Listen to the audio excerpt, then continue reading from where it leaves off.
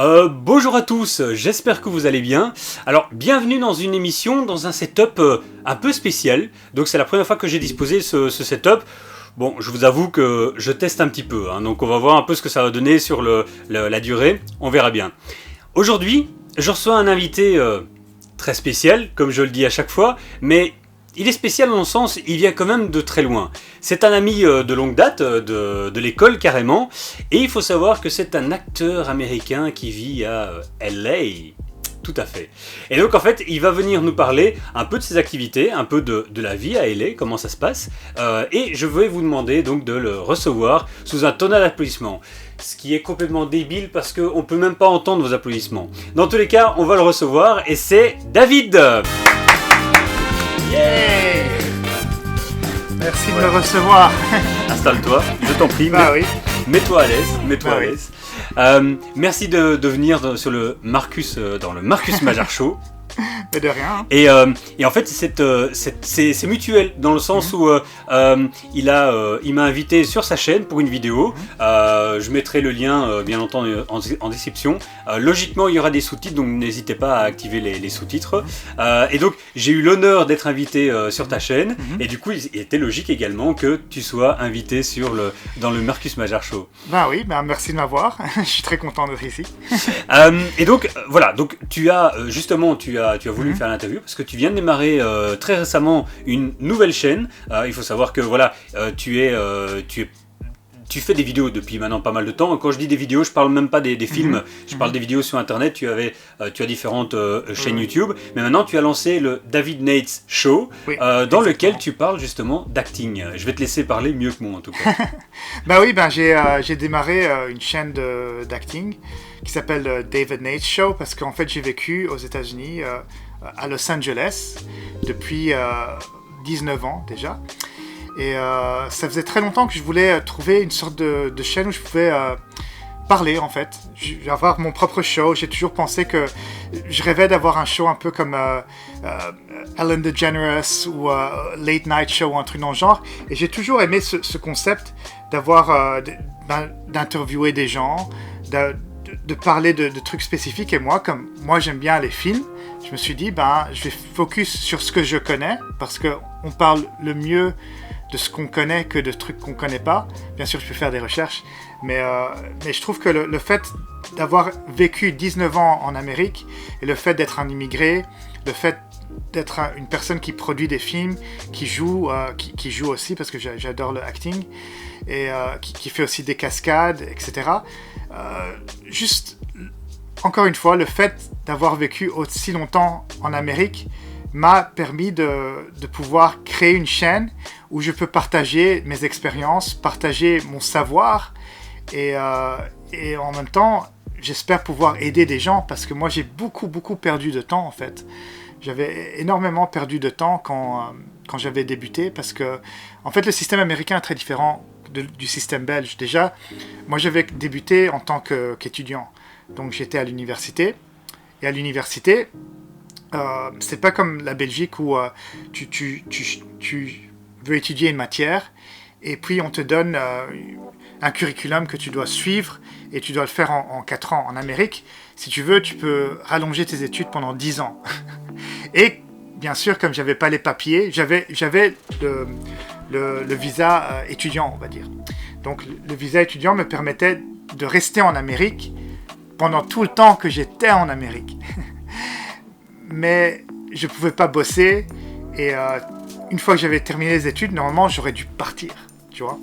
Donc moi j'ai quand même fait durer mes études pendant 7 ans parce que je voulais trouver une manière de rester là-bas parce que ma passion c'est le acting, la production, les films et j'adore la Belgique, c'est un très beau pays mais en tout ce qui est cinéma c'est un peu plus difficile. Tu vois, parce que moi j'aime bien ils appellent ça en Amérique les popcorn flicks. Donc c'est-à-dire c'est tous les Marvel, tous les films avec des grandes explosions, de l'action, etc. Et en Belgique c'est beaucoup de social. C'est beaucoup de films qui parlent du social en fait. C'est des films d'artistes que j'adore faire ça aussi. Mais moi je me suis plutôt retrouvé que j'avais cette mentalité de vouloir faire des films d'action, des films avec des grandes villes.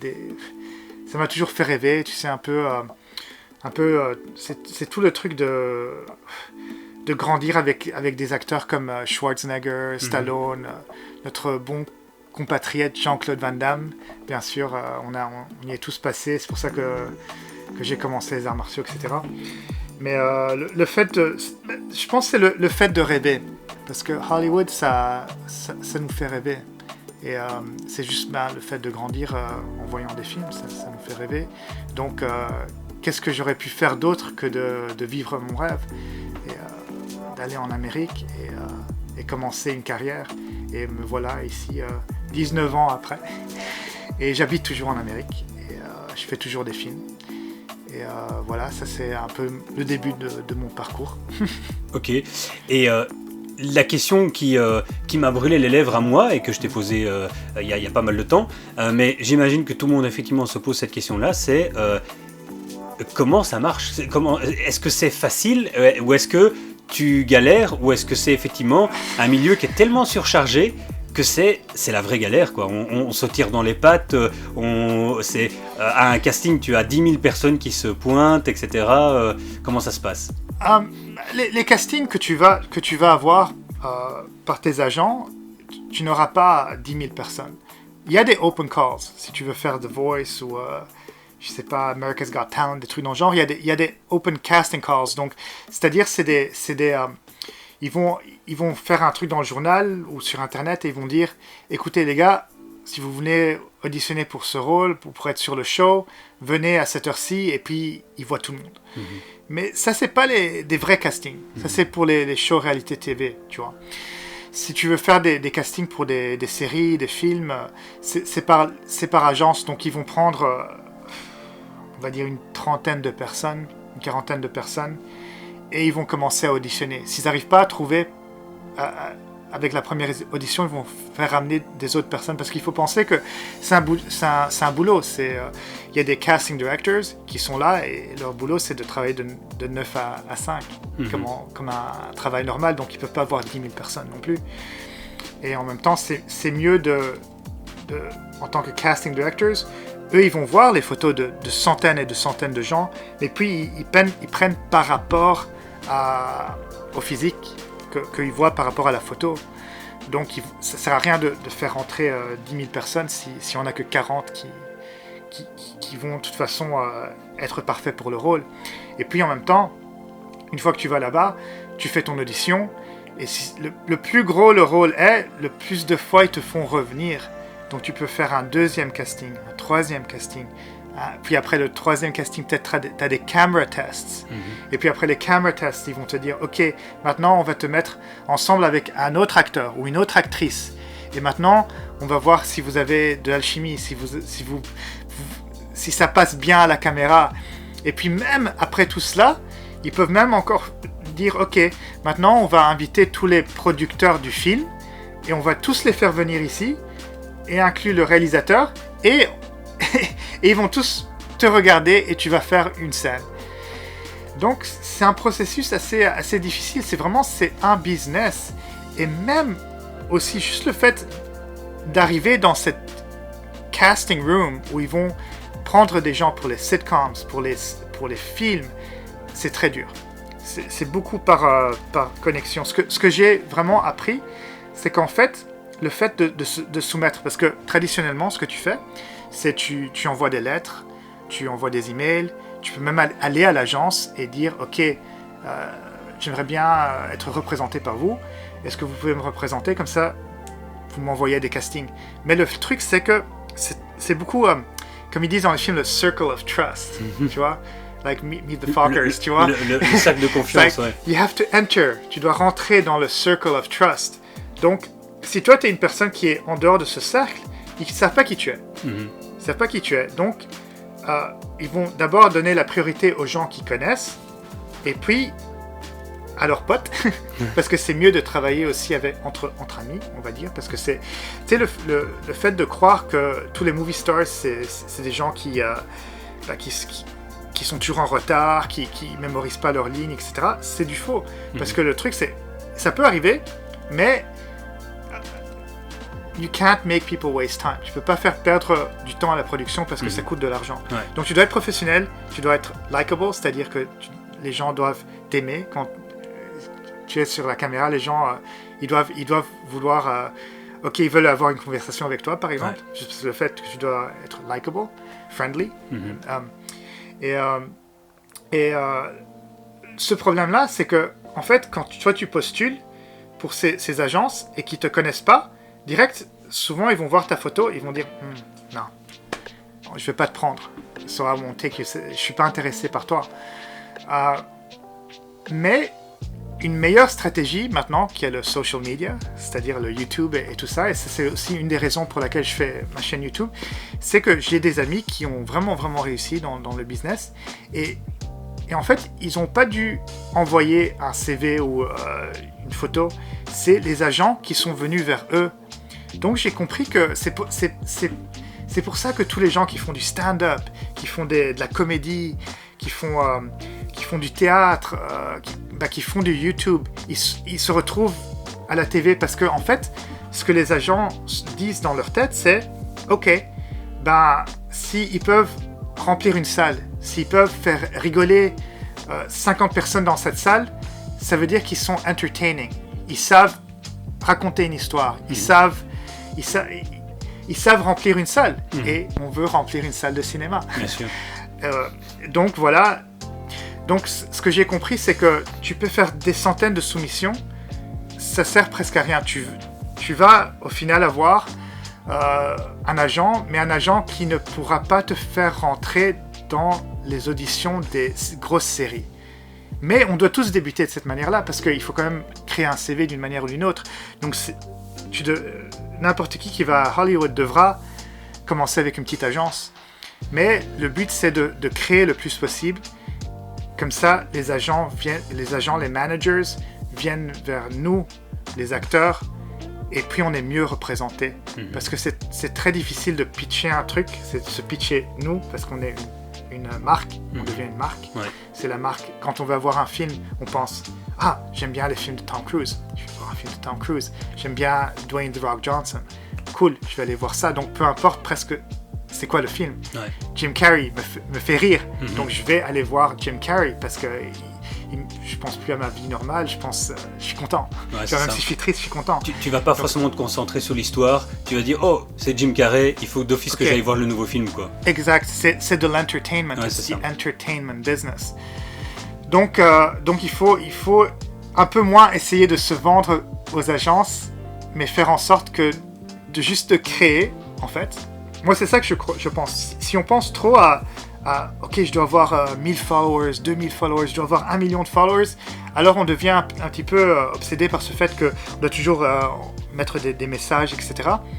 Mais je pense que c'est quand même important d'avoir un social media presence en faisant du YouTube, en faisant des films, parce que les gens peuvent voir ce qu'on fait, mais il ne faut pas trop focus sur le following, ou combien tu as de personnes abonnées à ta chaîne.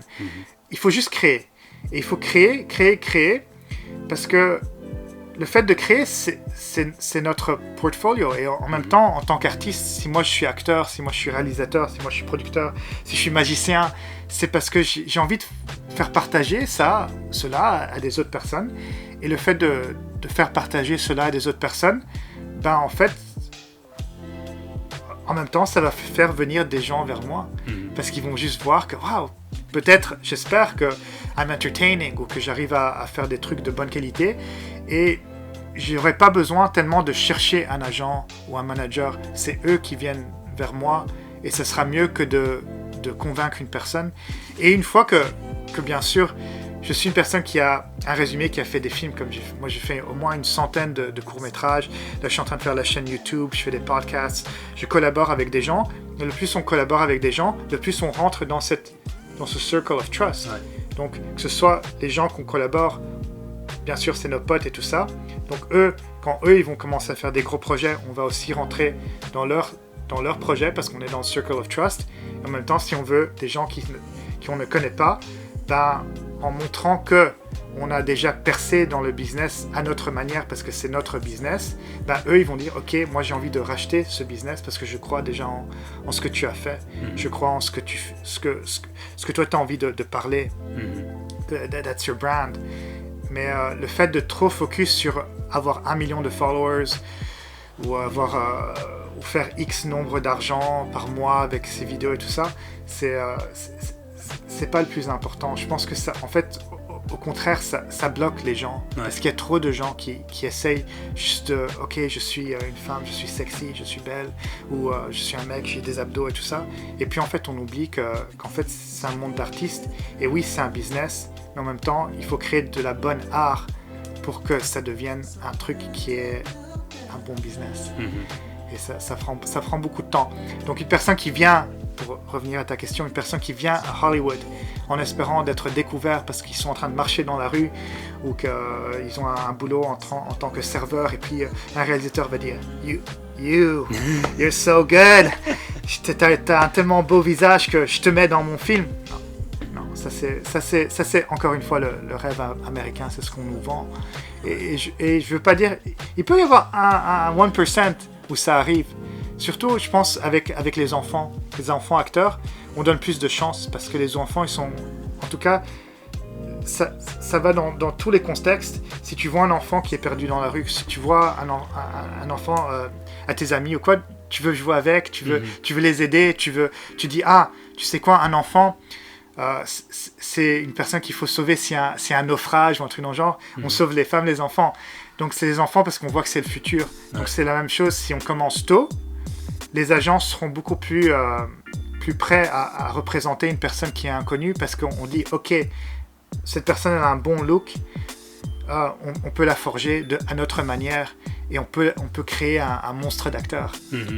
Donc pour les enfants c'est un peu différent, mais quand on vient même à 18 ans, à 20 ans ou même à 25 ans, à Hollywood il faut faire une autre stratégie et ce ne sera pas overnight et on va pas découvrir la personne, on va pas être découvert dans la rue. Ouais, c'est ça. Ouais. C'est ça. Ok.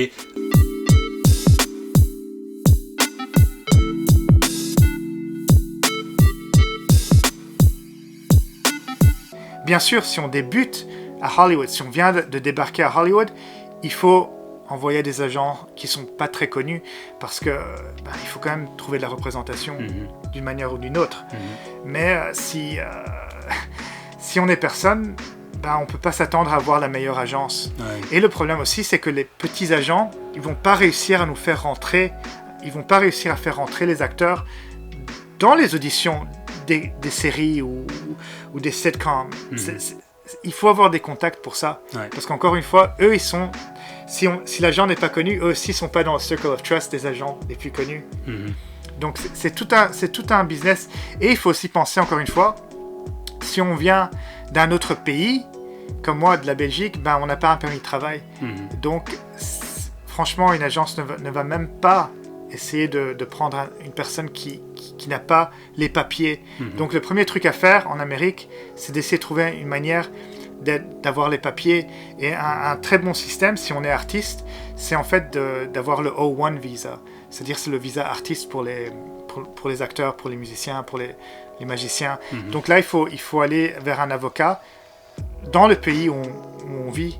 Donc il faut rester dans le pays où on est né, où on a les papiers, et on doit faire les démarches avec un avocat là-bas en Amérique.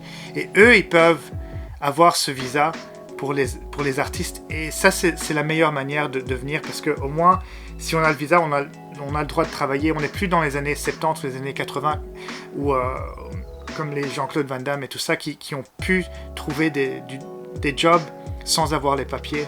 Parce que maintenant, les lois sont hyper strictes. Et si on vient pas préparer, c'est la jungle là-bas. J'ai beaucoup de gens qui sont venus même loger chez moi, etc. Et ils sont juste restés 2-3 mois, et puis ils n'avaient plus d'argent, et ils sont repartis. Ouais, parce qu'ils ont vu que c'est très très difficile. Il n'y a pas d'aide. Ouais, surtout pour les gens qui essaient d'immigrer dans le pays. Ouais. Mais comme vous avez sûrement remarqué, il y a des petites mimiques de Jean-Claude Van Damme qui sont là, avec fatalement 19 ans d'États-Unis, sa marque, et donc avec le camera test casting room. est-ce que tu veux pas nous faire un petit kiff et te faire une présentation, par exemple comme si tu te présentais à un producteur, mais avec ton meilleur accent américain, juste pour le petit kiff, juste 2 phrases. Imagine, tu as un producteur devant toi et tu te présentes et tu essaies de vendre ta cam, quoi. Okay. Well, hi. My name's David. I'm a Belgian actor living in America, and I speak very good English, as you can tell. And I've produced a lot of films, and I've been in a lot of movies, and actually I've done some stunts too, because I'm really good at martial arts, just like Jean-Claude Van Damme. And yeah, I'd like you to cast me in your film. So please call me at boom boom boom boom boom boom. Can't really see the number, but we'll censor it and just call me, and we'll make it happen. I'll be the star of your movie. Excellent, excellent. Et bien entendu, chère madame, mesdemoiselles, mesdames, je peux éventuellement monnayer son numéro de téléphone, mais attention, je ne discute que avec au minimum 3 zéros après l'unité. Hein. Oui, exactement. Mais justement, je vais enchaîner sur un truc où je réfléchissais à ça l'autre jour. On n'est pas exactement dans le même domaine, même si effectivement, on en a parlé dans ta vidéo, dans la magie, il y a quand même de l'acting, et dans l'univers des acteurs et du cinéma, il y a également un peu la magie des effets spéciaux, etc. Donc il y a également des illusions, donc finalement, il y a quand même une certaine connexion. Mais au-delà de ça, on a quand même 2 activités différentes. Moi, je suis magicien, toi, tu es acteur. Et finalement, à l'école, tu étais un petit peu comme moi, surtout au début de l'école, de la première à la 3e année. Tu étais un peu comme moi, quand même assez timide, assez réservé, assez invisible. Est-ce que tu te souviens le déclic qui t'a un peu fait sortir de ta coquille? Est-ce que c'est parce que tu as commencé des études dans le cinéma, etc., ou parce que tu as tout simplement commencé à tourner tout court et c'est venu naturellement, ou est-ce qu'il y a eu un petit déclic, une petite main tendue, ou quelque chose qui t'a boosté vers le haut? Est-ce que tu te souviens de ça? Ah oui, bien sûr. Moi, le déclic, ça a débuté très très tôt. Je me souviens encore, j'avais 7 ans et il y avait Retour vers le futur qui passait à la télévision, et en fait j'ai vu Michael J. Fox qui jouait dans Retour vers le futur, et pendant des années je suis devenu obsédé par ce film. En fait, j'arrêtais pas de mémoriser tout le texte, de jouer le film. Je me prenais pour Marty McFly. Je voulais avoir la veste, tu vois, la veste rouge. Je voulais les Nike. Je voulais tout. Et j'arrêtais pas de couper les articles avec lui et tout. J'ai même un petit livre encore, je pense, quelque part, avec plein d'articles avec Michael J. Fox. Et à partir de ce moment-là, déjà, j'avais le truc, c'est que en fait, ma première, deuxième et troisième primaire, je l'ai fait en anglais. Et je me suis toujours senti mieux en anglais, en fait. Donc, il y avait déjà ça. Et je savais que, déjà, à mon plus tendre âge, je savais qu'il n'y avait pas énormément de cinéma belge. Et le cinéma, ça me faisait toujours rêver. J'allais au cinéma, je ne sais pas combien de fois par mois. Et tous les films me faisaient rêver tellement que moi, je me suis dit, à un moment, je veux aller en Amérique. Maintenant, j'ai été en Amérique, je pense, pour la première fois je devais avoir 14 ans ou 15 ans, et j'ai été à Hollywood. J'ai été à LA avec mon papa, et j'ai détesté. Parce que c'est vrai que la ville de LA, elle est assez sale, en fait. Et j'aimais vraiment pas, mais je savais que je voulais faire des études en Amérique, parce qu'il y avait de l'opportunité là-bas. Et j'avais ce pressentiment que la Belgique n'était pas pour moi, parce que j'étais trop artiste. Et j'avais cette passion pour les arts martiaux. Par après, c'était aussi les Jean-Claude Van Damme et tout ça. Ça faisait rêver, en fait. Et moi, je me disais déjà, ouais, je vais immigrer là-bas, je vais avoir une grande maison, je vais faire plein d'argent. À 25 ans, j'aurai mon film. Tout va se passer tellement facilement. C'est très loin de la réalité. Mais c'est vrai que Michael J. Fox toujours été une sorte d'inspiration parce qu'il a une sorte de charisme en fait. Il est vraiment... c'est très genuine. Et quand il sourit et tout, en fait, on peut se retrouver dans son sourire parce qu'il fait très jeune, il a beaucoup d'énergie, il a des yeux gentils et tout. Et c'était ce fait-là de pouvoir... En fait, mon rêve ultime, ça serait de créer un film qui soit comme Retour vers le futur, en fait, qui ait tellement de pouvoir, parce que si on pense à ce film, en fait, il a été fait en 85, et là on est en 2019, et ce film, en fait, est encore connu par la jeunesse. Ouais. Il est encore montré à la TV plusieurs fois par an, et le fait aussi qu'il n'y ait pas énormément de visual effects, d'effets spéciaux dans ce film, a fait en fait que le film a très bien vieilli. Et moi j'ai envie de pouvoir créer un truc, une sorte de legacy, une histoire qui peut parler aussi bien aux parents qu'aux grands-pères, qu'aux enfants, et les faire rêver. Et je sais pas pourquoi, mais cette histoire m'a tellement touché que ça m'a donné une sorte de but de vouloir créer un film qui est tout aussi bien que ça. Pas nécessairement avec le voyage dans le temps, mais un film qui vraiment peut toucher pendant des générations. Et ça, c'est le pouvoir du cinéma. Ça m'a fait comprendre que le cinéma va outre ce que nous on crée. Même une vidéo comme ça, ce qui est magnifique avec Internet, et le social media et les films, etc., c'est que ces vidéos, avec un peu de chance, elles seront encore là dans 100 ans, dans 200 ans. Ouais. Donc nos grands-enfants, plein de gens dans le monde, même si peut-être on peut être un peu comme les artistes qui même n'ont pas été connus dans cette vie, mais qui sait qui on pourra inspirer dans 500 ans, ou même dans 100 ans, ou dans 200 ans. Et c'est ça qui est le pouvoir du cinéma, et j'adore ça, et c'est pour ça que j'y suis pas encore arrivé, mais j'ai encore du temps, et j'arrête pas de m'améliorer, et j'espère que je vais vraiment réussir à pouvoir faire un truc qui peut toucher moi et tout le monde, en fait. Et c'est ça que j'ai vraiment envie de créer. C'est pour ça que je suis dans le cinéma. Nickel. Bah écoute, dans tous les cas, c'est tout ce que je te souhaite. Je suis de toute façon ton travail avec grand intérêt. Je mettrai bien entendu dans la description de vidéo tous les liens de sa chaîne, mais il a quelque chose que j'adore également, c'est le walk and talk, et où tu fais de la philosophie en fait. Finalement tu abordes un sujet, et pendant 8, 9, 10 minutes tu parles de ce sujet, et je trouve ça également très intéressant. Donc je mettrai également dans la description de la vidéo pour que les gens aillent voir ça. Maintenant, si tu es d'accord, je vais te présenter le tour de magie. Et comme tu sais sûrement, dans les Marcus Major Show, les émissions principales, ou en tout cas de manière générale, j'essaie toujours de faire un tour dans l'univers de la personne, c'est-à-dire un tour personnalisé. Donc j'ai pensé à quelque chose. Soyez indulgents, c'est quelque chose, c'est un tour que j'ai mis au point genre ce matin. Donc, mais j'espère que ça te plaira. Donc on va passer ça tout de suite.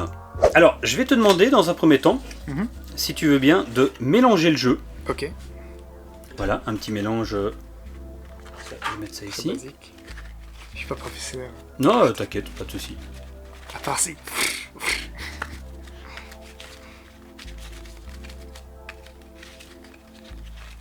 Voilà. Ça va comme ça? Nickel. Hop. Nickel. Alors, je vais, si tu veux bien, mélanger encore un petit coup. Ok. Hop. Voilà. Et alors, je vais ramasser tout ça. Voilà. Alors, je vais effeuiller le jeu, faire passer les cartes. Tu me dis stop quand tu veux, d'accord? Je pourrais voir la carte, il n'y a pas de souci. Mais donc, on y va. Stop. Stop. Ouais, donc... on va recommencer parce que je me suis arrêté en cours d'eau. Tu pourrais avoir des suspicions ou quoi que ce soit. Donc, tu me dis stop quand tu veux. Stop. Stop. Ok. Donc, tu regardes la carte. Ok. Et donc, je vais même faire mieux. Je vais déposer la déposer la carte ici. Et on va continuer Ok. en choisissant une autre carte. Alors, cette première carte définit la couleur. Alors la couleur, c'est tout ce qui est cœur, carreau, c'est pas le rouge et le noir simplement. Mais donc ici, c'est donc le cœur, on est bien d'accord. Et donc, je vais te demander de dire stop de nouveau quand tu veux. Ok. Stop. Stop. Ok. Et donc, tu regardes la carte ici, et Ok. donc on la repose ici. Cette carte-là, cette deuxième carte, détermine la valeur de la carte. Ok. D'accord. Je vais poser le jeu ici. Donc, on a, si les calculs sont corrects, on a donc le 7 de cœur. Ok. Donc, ici, ça devait déterminer donc le cœur, et la carte ici détermine le 7. Donc, 7 de cœur. Ok. Si on fait l'addition des deux chiffres, ça nous donne un total de 16. 16. Nickel. Tu as un jeu de cartes derrière toi sous la cloche en vert. Ok. Juste derrière toi. Oui. Est-ce que tu veux bien me le donner, s'il te plaît? Oui, bien sûr. Donc tu peux soulever la cloche, tu peux mettre la cloche sur le côté. Nickel. Je te donne les Et tu cartes. peux me donner le jeu de cartes. s'il te Voilà. plaît. Moi, je vais simplement... Alors, pas de geste suspicieux. Mhm. Je vais simplement ouvrir et sortir le jeu. Et le paquet, on le balance. Alors, je vais mettre les deux cartes un peu plus vers le haut. Est-ce que tu veux bien compter 16 cartes, s'il te plaît? Alors, arrête-toi à la 15e. Ok. Comme ça, on a un petit peu de suspense, d'accord? Ok, on Donc va tu faire peux ça. compter 15 cartes ici sur le côté. Ok. 1, 2, 3, 4, 5, 6, 7, 8, 9, 10, 11, 12, 13, 14. Ah, attends. 15. Ouais, c'est ça. Donc arrête-toi ici. Donc, c'est ça. Donc, celle-ci, c'est la 15e. Et donc, juste en dessous, c'est la 16e. Donc, on est bien d'accord que tu es censé tomber sur le 7 de cœur. Ce serait quand même fou que, alors que tu as choisi librement les deux cartes au départ, que simplement en additionnant les deux cartes, on arrive à une position bien précise, et que cette position détermine, du coup, le 7 de cœur. Je t'en prie, donc passe la 15e carte, et on arrive sur la 16e, qui est donc effectivement bien Bah oui. le 7 de cœur. Donc, on Bah oui. remet les cartes, mais tu pourras me demander, oui mais, où est l'aspect personnalisé là-dedans? Et tu aurais raison. Tu aurais raison de me poser la question. Du coup, je vais mettre le 7 de cœur sur le côté. Et je vais te demander de regarder le reste du jeu. Donc au niveau du dos, tu remarques qu'il n'y a absolument rien écrit dedans. On est bien d'accord. Hein. Je vais vraiment jusqu'au bout pour que tu sois sûr et certain qu'il n'y a rien. Ce qui est fou, c'est que les deux cartes sur lesquelles tu t'es arrêté, on a bizarrement LA qui s'affiche dessus. Yeah! C'est pas mal ça. Mais ça pourrait s'arrêter là. Mais comme je suis un grand fou, on va aller encore un tout petit peu plus loin. Ok. Ici, avec le jeu bleu, je vais même chose, faire passer les cartes pour montrer qu'il n'y a absolument rien dessus. On est bien d'accord. Et tu me crois ou tu me crois pas. D'ailleurs, tu vas le voir, donc tu vas être obligé de le croire. Mais la carte sur laquelle tu t'es arrêté, le 7 de cœur, c'est la seule où il y a écrit des choses que tu adores, c'est-à-dire les jeux vidéo. Il y a du Nintendo, il y a du Sega, il y a du PlayStation, il y a du Xbox, et il y a donc l'univers gaming qui s'affiche. Waouh! Voilà. Comme bien entendu, comme vous verrez dans ces vidéos, il y a toujours un petit décor avec la Dreamcast, la PlayStation qui est affichée. Je me suis dit, ça peut effectivement être une bonne manière de personnaliser la carte. Voilà. Yeah. Et bien entendu, tout ça, c'est souvenirs. Voilà, tu pourras même l'afficher en arrière-plan dans tes prochaines vidéos. Ah oui. Pourquoi pas? Why not? Je le mettrai dans un cadre. Voilà. Fais-toi plaisir. Ah, merci. Voilà, c'était le petit tour de magie de, Wow. de cette émission-ci, et personnalisé, axé sur l'acting, LA, United States et les jeux vidéo. Voilà. Ben, merci beaucoup. Eh bien, nous allons continuer pour la suite. Donc, comme tu le sais peut-être, à la fin de chaque émission, il y a des pêches qui arrivent. Le fameux petit jeu de mots. Et donc, les voici, les fameux des pêches qui nous viennent tout droit de la production, bien entendu. C'est la production qui me les donne. Alors, qu'est-ce qu'elles nous disent cette fois-ci ? Le monde est une scène, et les hommes et les femmes en sont les acteurs. Je pense que ça te parle super bien, justement. Et il faut savoir que c'est le début, pas la totalité, mais c'est le début d'une citation de Shakespeare. Voilà, comme ça on reste vraiment à 100% dans le thème de l'émission, quoi. Eh bien mon cher David, dans tous les cas, un tout grand merci d'être venu. Il faut savoir que voilà, tu vis aux États-Unis toute l'année, Oui. mais tu as encore un petit pied-à-terre ici à Bruxelles, comme ça tu viens de temps en temps. Exactement. Ça nous permet de nous voir, de sortir un peu, de discuter, d'échanger. Dans ce cas-ci, de tourner en plus des vidéos, donc ça c'est le petit bonus bien sympa. Exactement. Et dans tous les cas, voilà, je te souhaite en tout cas un bon reste de séjour à Bruxelles et un bon retour à LA. Et dans tous les cas, je suis convaincu que je vais devoir briller sur le, comment on appelle, le Walk of Fame à un moment donné. Je vais voir à un moment donné ton étoile briller. Il faut de toute façon y croire, même si ça paraît impossible. Il faut toujours croire en ses rêves, et c'est un magicien qui te le dit. Donc voilà, c'est presque notre seconde nature de croire à l'impossible. Donc, et c'est en tout cas ce que je te souhaite, de pouvoir marcher sur ton étoile à un moment donné sur le Walk of Fame. Okay. Dans tous les cas, voilà, je te souhaite une très bonne continuation. Merci d'être venu sur le MM Show. Et est-ce que tu as un dernier petit mot à ajouter pour la communauté qui nous regarde ? Comme Marcus Majar a dit, continuez à croire en vos rêves, parce que c'est super important. Et voilà. Ok, super. Dans tous les cas, voilà, un tout remercie encore. Et tu connais le gimmick de fin d'émission pour dire au revoir. Donc, hop, les doigts préparés. Attention, on vise bien l'écran. 1, 2, 3. Ciao. Ciao.